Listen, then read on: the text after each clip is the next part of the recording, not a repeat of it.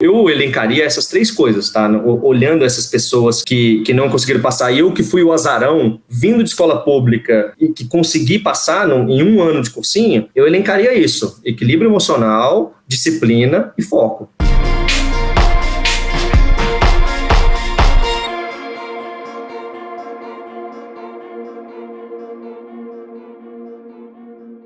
Sejam muito bem-vindos, sejam muito bem-vindas a mais um episódio da nossa série Iteanos que Inspiram. Aqui a gente vai contar histórias inspiradoras de iteanos para animar você a prestar o vestibular do ITA, para você entender tudo de bom que vai acontecer lá. Hoje eu trouxe um cara aqui, que o cara é bem novo já, mas ele tem uma experiência de trabalho, uma experiência profissional que geralmente a pessoa demora uns 20 anos para construir. E a gente precisa entender, né, o que ele fez que ele conseguiu construir essa experiência tão rápido. Então, seja muito bem-vindo, Cristiano. Como é que estão as coisas com você aí? Como é que estão as coisas? Obrigado, Bruno. Obrigado pelo convite e especialmente obrigado pelas palavras. Ele sobe muito a expectativa. Calma, pessoal, não é tanto assim não. Vamos devagar. Mas obrigado pelo convite. As coisas vão bem, Bruno. Vão bem, graças a Deus. Uma das coisas que eu quero comentar aqui, que a gente vai ter tempo de falar, mas tenho certeza que as coisas vão bem também pelo ITA e pelas pessoas que eu pude conhecer e pela experiência e networking, diversas mudanças de vida que vieram pela minha experiência do ITA, mas vão muito bem, graças a Deus, em termos de pessoais, trabalho, carreira. Já sou um cara casado com 2 filhos, então familiares também. Só tenho a agradecer. E, Cristiano, eu não sei se você vai se lembrar disso, né? Eu me lembro de uma vez que eu fui no ITA, em 2007 eu já tinha me formado e teve uma palestra lá, né? Uhum.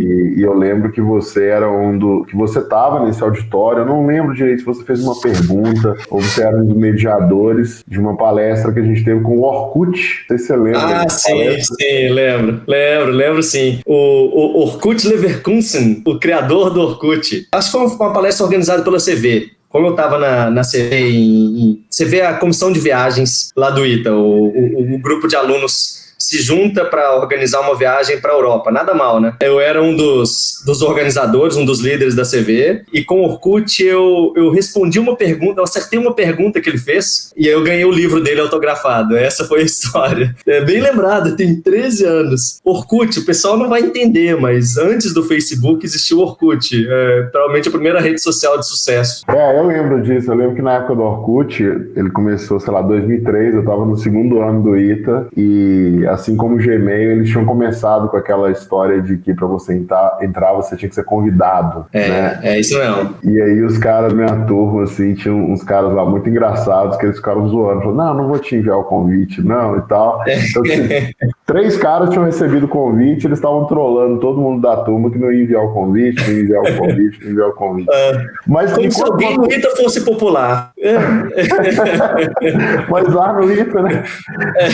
Terra de cego, quem tem um olho é rei, né? Exatamente. Mas aqui, me conta uma coisa, cara, pra gente dar uma situada no pessoal. O que você faz hoje? Hoje eu sou CEO de uma empresa, de um fundo de private equity, é um fundo que investe em empresas, ele compra empresas para melhorar a gestão e vender alguns anos depois a um lucro. Isso chama-se private equity, capital, vem do inglês capital privado. Então são algumas instituições, todas milionárias, que colocam dinheiro para gestores profissionais fazerem a compra de empresas, e quando os fundos fazem a compra de empresas, eles precisam que, naturalmente, alguém lidere a empresa e consiga executar essas melhorias que vão gerar o eventual lucro na saída, na venda da participação da empresa alguns anos depois. Eu atuo como líder de uma dessas empresas aqui no Brasil, chama-se Office Total. O fundo chama-se HIG, que é Harvard Investment Group. Então, é hoje um dos maiores fundos já no mundo em termos de capital disponível. Jovem, né, tem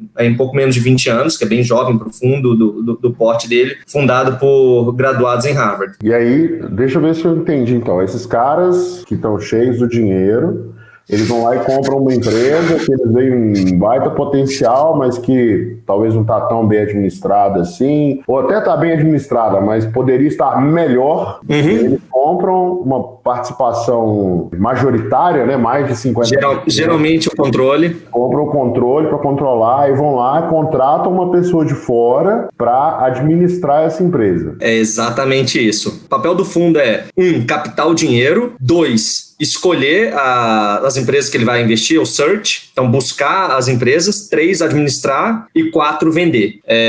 Depois de alguns anos eu entro na parte 3, que é administrar a empresa. Você presta satisfações diretamente para os compradores da empresa. É exatamente isso. Então, hoje o fundo é a maior autoridade dentro da empresa. É isso aí. E eu tenho um conselho... 35. Olha. Eu tenho um conselho que...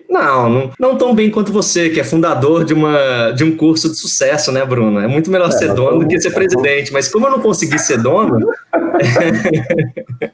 Vamos deixar o confete de lado. O que eu faço, eu respondo para um conselho de administradores. Esse conselho tem os sócios, que são principalmente o fundo, e tem hoje 2 sócios minoritários. Então eu respondo para um conselho de administração que é formado pelos acionistas da sociedade. Mas assim, você acaba sendo responsável pelo trabalho de muita gente, né? A primeira pergunta que eu queria te fazer é assim, quantas pessoas trabalham nessa empresa que você administra e como que você lida com essa situação de no final das contas, uma parte importante da vida dessas pessoas está sob sua liderança, né? Sem dúvidas. Eu cuido hoje de uma empresa que tem 300 funcionários. Liderança é uma relação de confiança. Eu tenho, ao todo, 8 anos em posições de liderança. Então, tive o privilégio de assumir posições de liderança muito cedo na minha carreira. E tem uma coisa que eu aprendi, é que a liderança, ela se conquista. Eu tenho,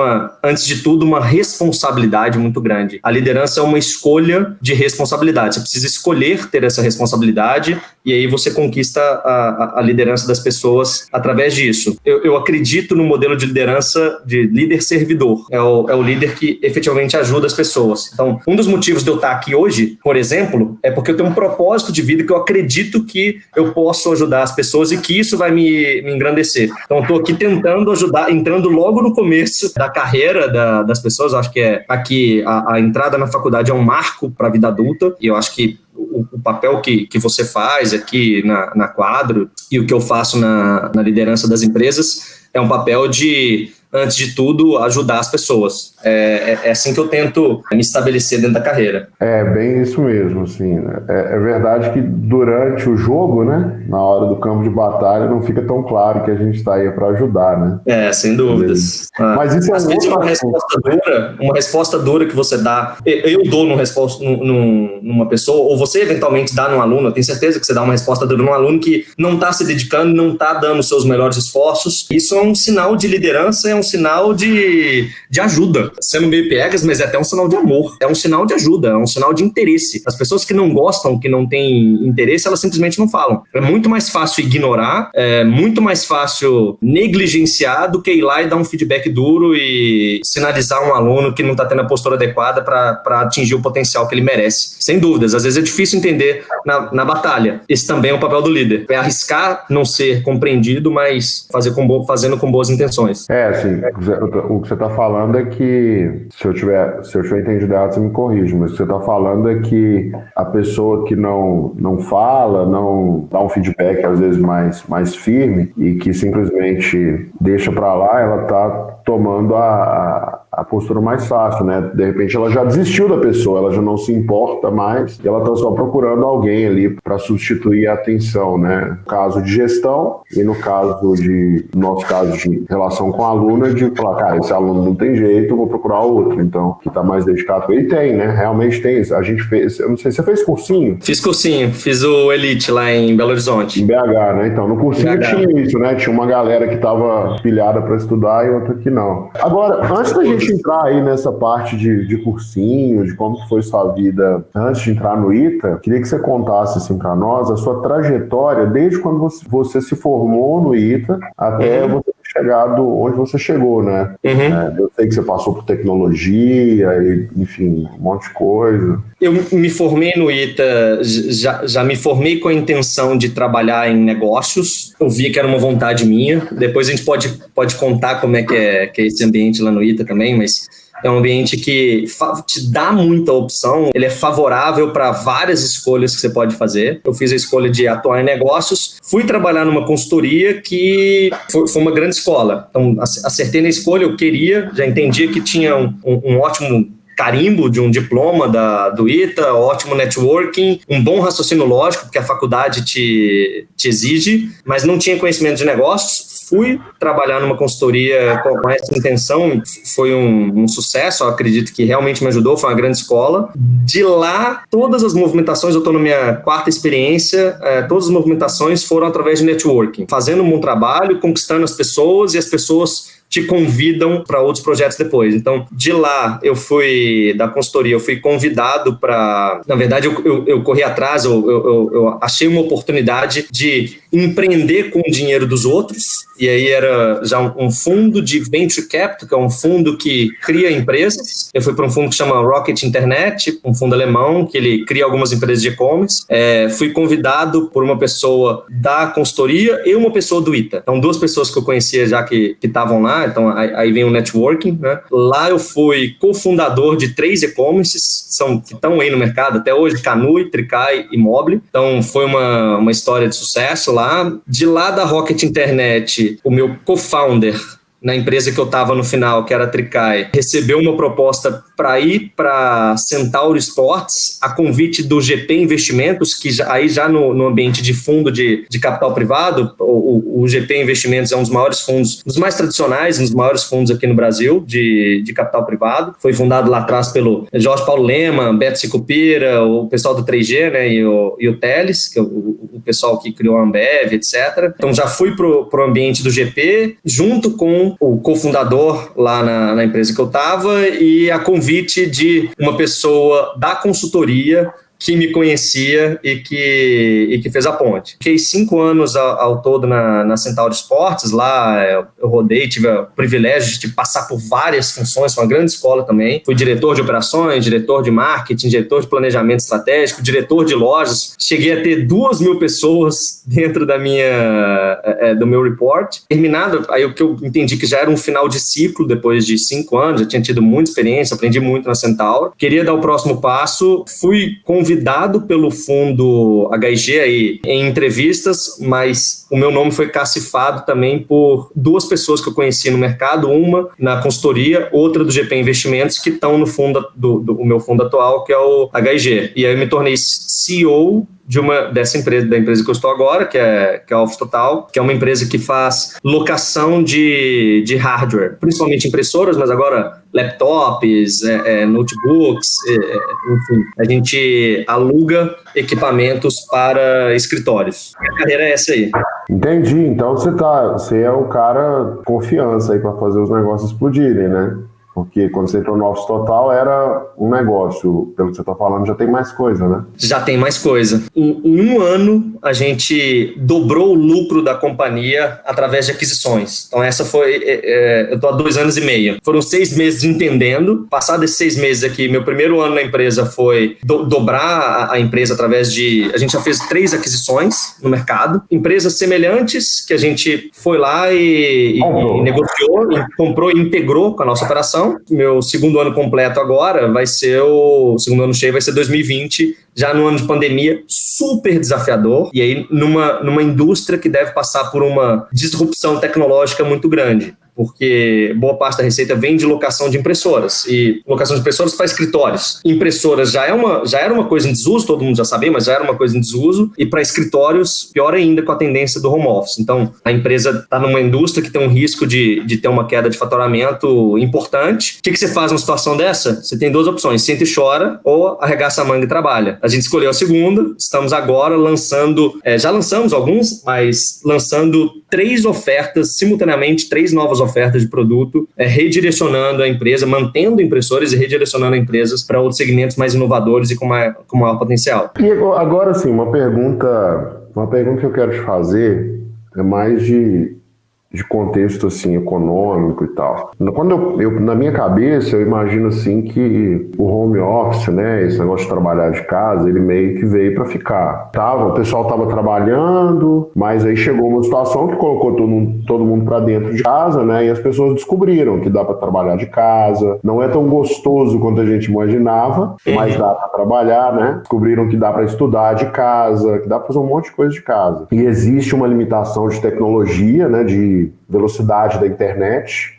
mas nos grandes centros isso já não é um problema tão grave. E existe uma dificuldade de equipamento, porque as pessoas mudam de emprego assim uma vez por ano, uma vez a cada 2 anos, na média mais ou menos isso. E não dá para a empresa ficar todo dia, compra um computador, dá para o funcionário, pega de volta, manda. Por exemplo, aqui no quadro agora a gente tem pessoas de São Paulo, tá entrevistando gente de Sorocaba, Uberlândia, Contagem, Belo Horizonte, São José dos Campos, quer dizer, só aqui já foram 6 cidades. Não faz sentido a gente ficar mandando computador pelo correio. Vale muito mais a pena alugar um computador de uma empresa que vai lá, entrega e pega de volta. Sem dúvidas.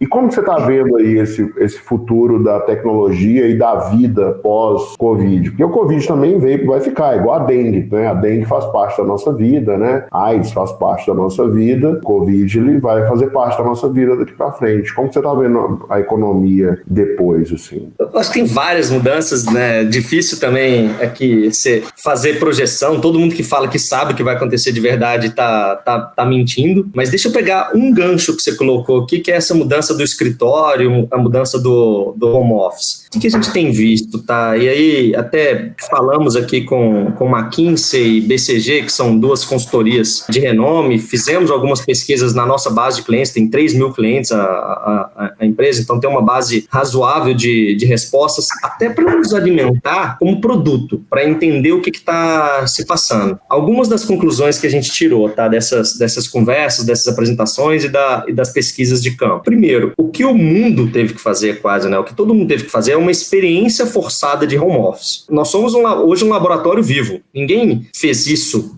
de forma planejada, ou como teria sido feito se fosse uma decisão do tipo, vamos mandar todos os nossos funcionários para home office? As empresas gastam, às vezes, anos planejando uma mudança desse tipo e tiveram que fazer da noite para o dia. Então, o home office que a gente viveu é um home office, ele ainda não tem um prazo para acabar, mas ele não foi planejado, isso que eu quero dizer. As empresas agora estão passando numa fase de planejamento, mas as respostas que a gente tirou aqui de questionário é que não tem ainda, elas não sabem como. Então, vou te dar uma estatística aqui, 80% das empresas têm intenção de manter o home office. Em qual modelo? A maior parte delas respondeu modelo híbrido. 2/3 das empresas responderam modelo híbrido. Então tem os extremos aqui, que vai ser 100% home office. Como a gente vê aqui eventualmente numa notícia, XP Investimentos vai ser 100% home office. É uma exceção. O outro extremo também, que a gente vai manter 100% no escritório, é 5% das respostas. Foi 5% das respostas das empresas. O mesmo levantamento feito em funcionários, os funcionários têm até mais interesse, 84%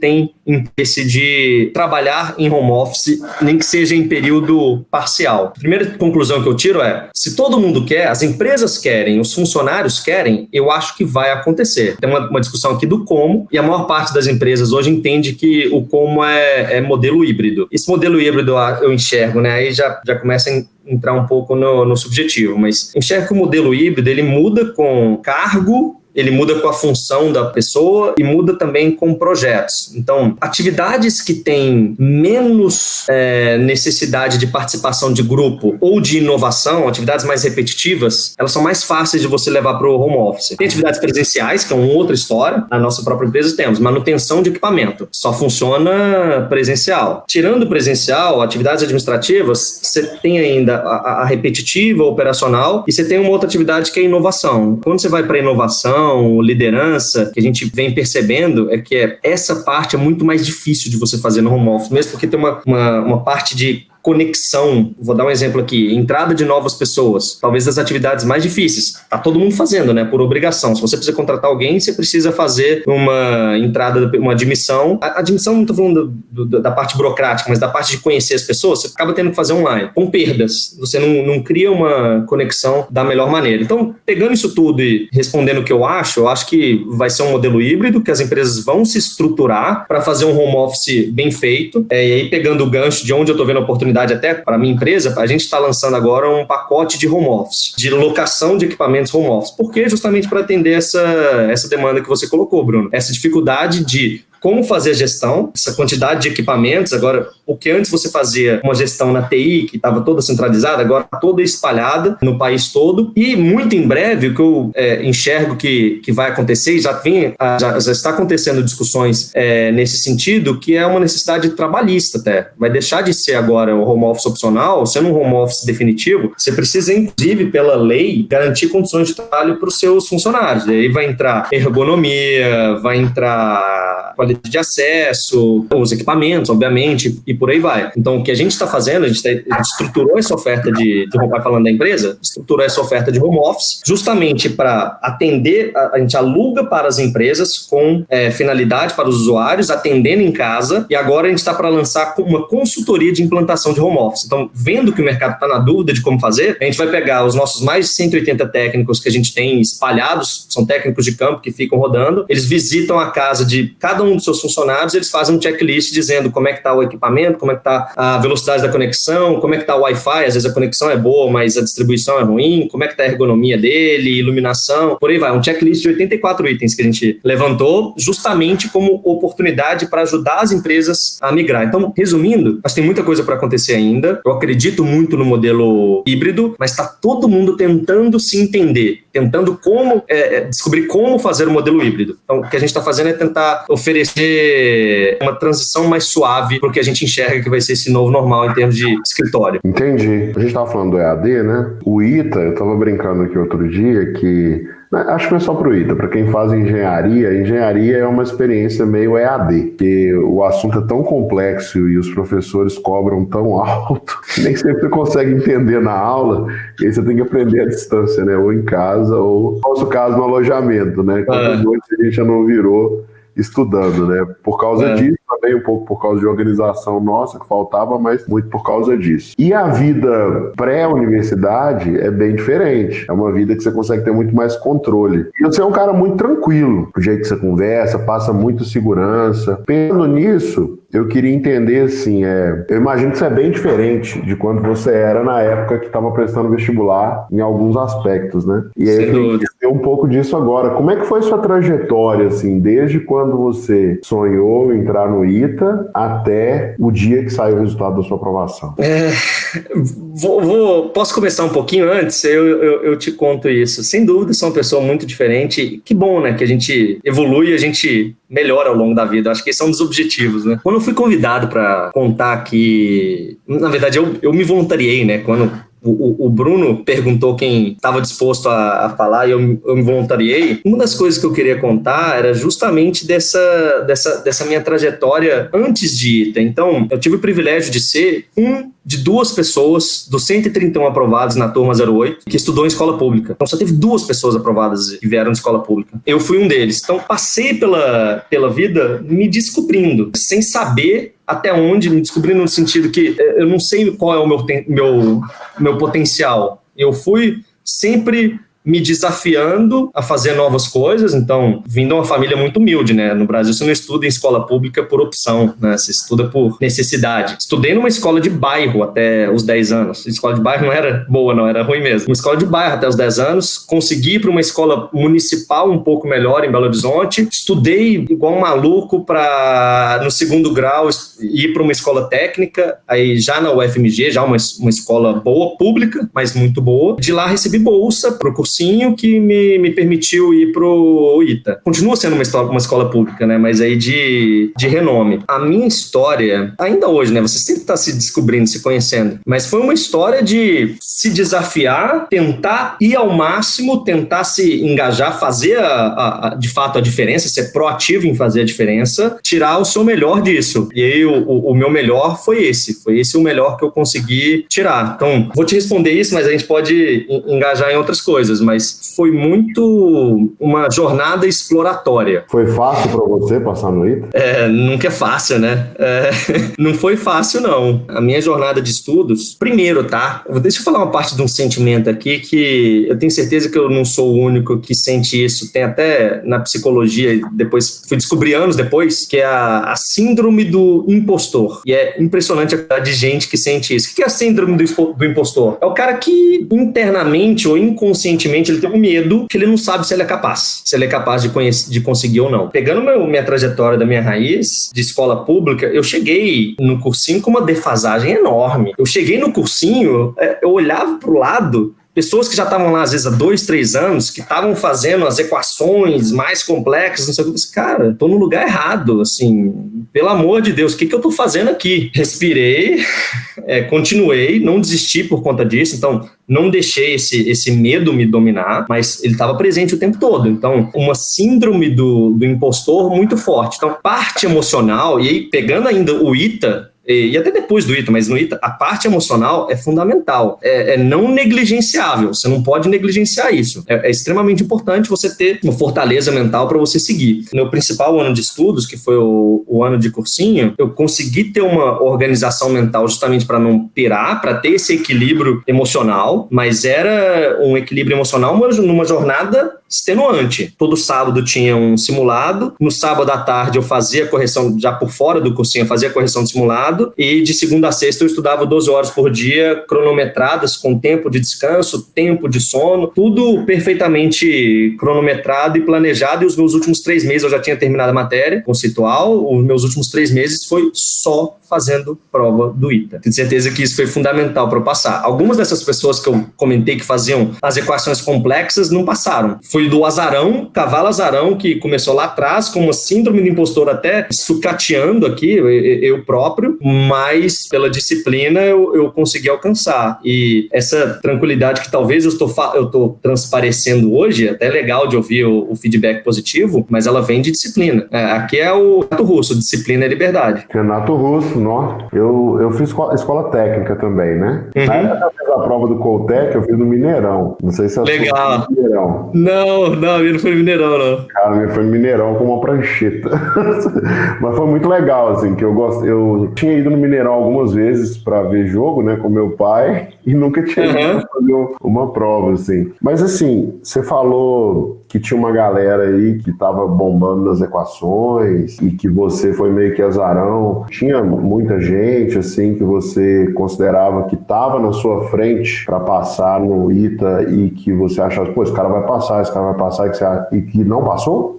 Tinha, assim, vários. E eu faço até uma extensão disso, tá, Bruno? Fazendo uma analogia, vários no ITA depois. Essa sensação manteve depois que eu passei, inclusive, e alguns não se formaram. Eu vejo aqui, tá? Eu acho que tentando agora com a cabeça que eu tenho hoje, olhar para trás e analisar, eu acho que a questão emocional é fundamental, você ter equilíbrio, você ter planejamento e ter concentração nos seus estudos. Eu acho que essa questão da disciplina. Eu vejo, então, a questão emocional, a disciplina, e terceiro, eu vejo que é foco. Qual que é o seu objetivo? É passar na prova do ITA. Então, você vai estudar as questões do ITA. Você vai estudar a prova do ITA. É isso que você vai fazer. Isso é foco. Estudar coisas que estão alheias à matéria é legal. Pô, tem muita coisa que é legal. Na minha interpretação, isso pode estar, muitas vezes, ligado à questão emocional. O cara, às vezes, está tão de saco cheio de estudar, porque é maçante. Cara, eu fiz as provas. Eu fiz a prova em 2004, eu fiz todas as provas do ITA, de 2003 até 1989. É gostoso? Não é gostoso, cara. Mas isso é que nem ir pra academia, cara. Não é legal ir pra academia e ficar lá suando que nem um porco? É o que você precisa fazer para conseguir o seu objetivo? Então faça. Isso é foco. Então, eu elencaria essas 3 coisas, tá? Olhando essas pessoas que não conseguiram passar, e eu que fui o azarão, vindo de escola pública e que consegui passar em 1 ano de cursinho, eu elencaria isso. Equilíbrio emocional, disciplina e foco. Essa parte aí do planejamento que você descreveu é bem difícil, assim, né? Você fez de 2004 a 89, né? Exatamente. Eu tinha um pouco mais de dificuldade, então eu fiz de 2000 até 80.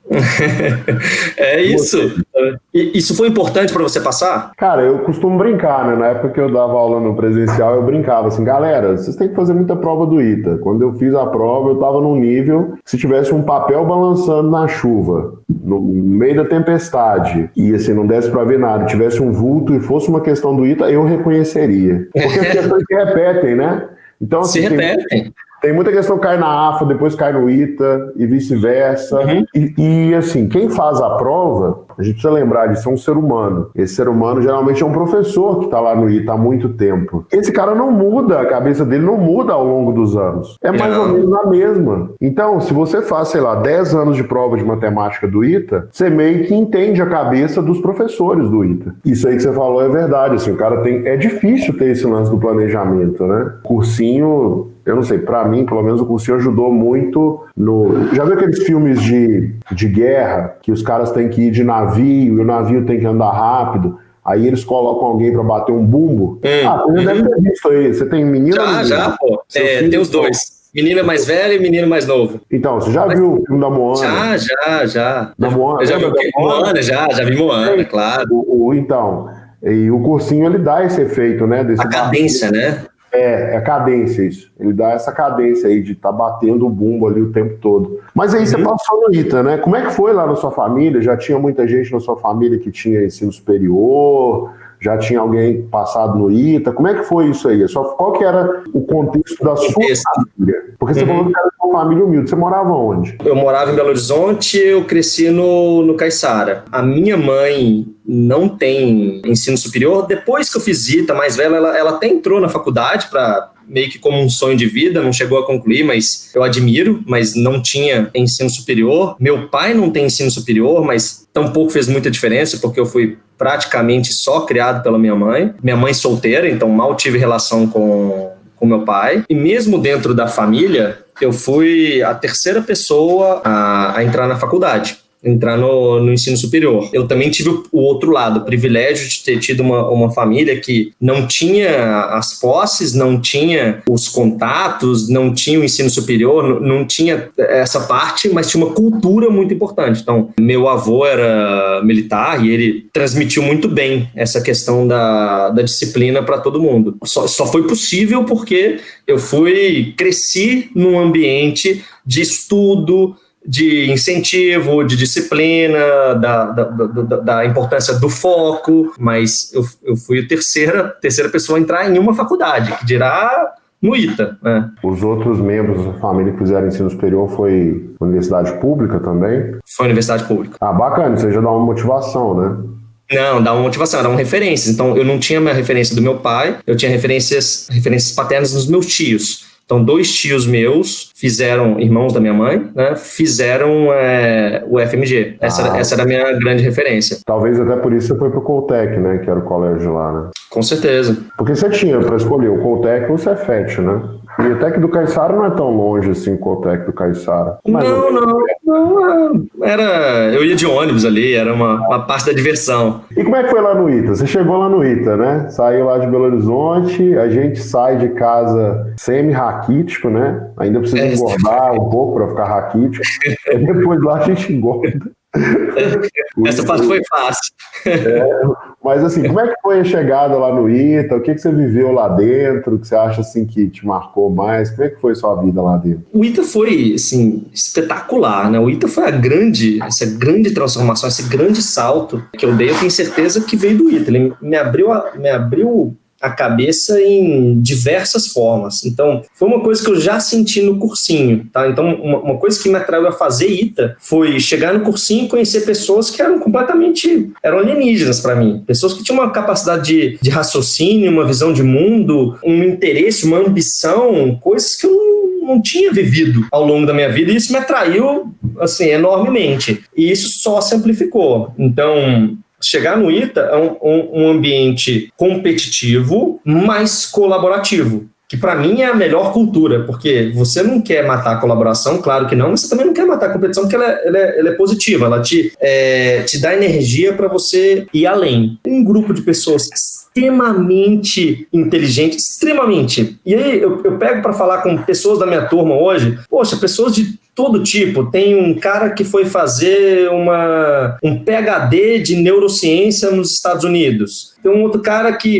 alguns caras trabalhando, um dos melhores caras da minha turma de computação, trabalhando no Vale do Silício. Um outro cara foi fazer uma pós no MIT. Cara, alguns foram fazer MBA em Harvard, sei lá onde, MIT, Stanford. Eu vou te falar, o grupo do ITA não perde para nenhuma seleção, nenhuma peneira que você faz no mundo em termos de capacidade intelectual.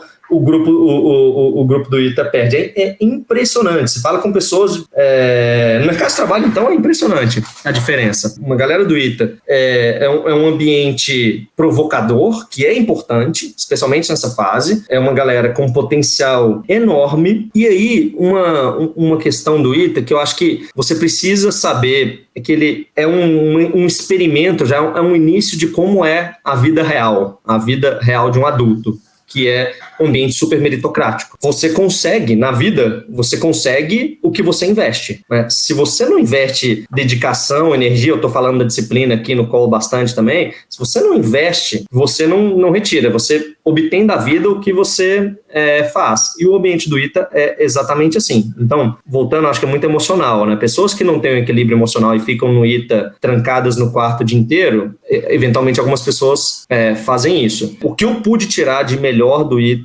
foi, além da faculdade, obviamente, o renome, o conteúdo do ensino, mas para mim é a convivência com um grupo de pessoas brilhante. E aí você precisa literalmente sair do seu quarto e conversar com as pessoas e ter uma postura de aprender, uma postura de admiração. Isso para mim foi o que eu tirei de melhor da faculdade. Não é fácil, mas nada importante que você vai fazer na sua vida é fácil. Tenho certeza que o modo de pensar, o raciocínio, a ambição, o ITA foi um divisor de águas. Eu seria outra pessoa se não tivesse estudado lá. Como assim outra pessoa? Explica isso melhor. Imagina se eu não tivesse estudado no ITA, eu tivesse estudado na UFMG. Nada contra, cara. É uma belíssima faculdade. Até raciocinar como é a vida.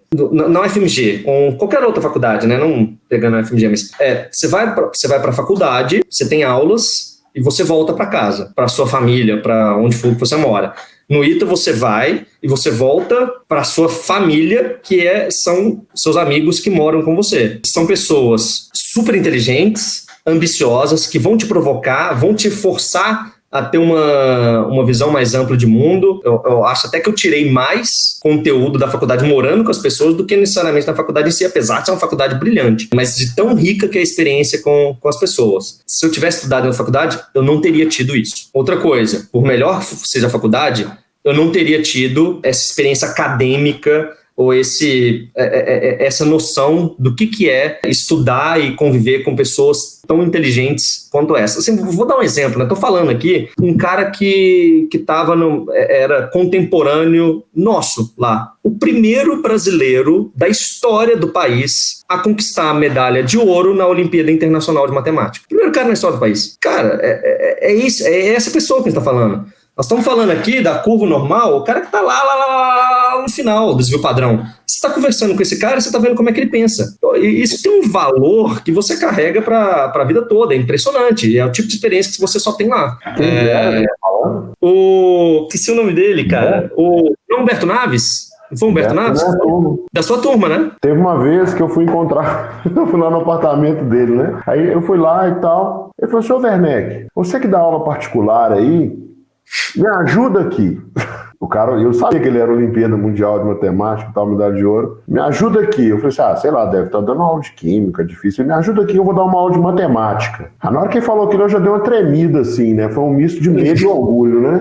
Eu falei assim, não, beleza, o que você manda aí? Ele, não, é que eu vou dar uma aula de matemática num colégio lá em São Paulo, num cursinho, e eu tenho que ensinar a função exponencial. Só que eu não sei ensinar isso, né?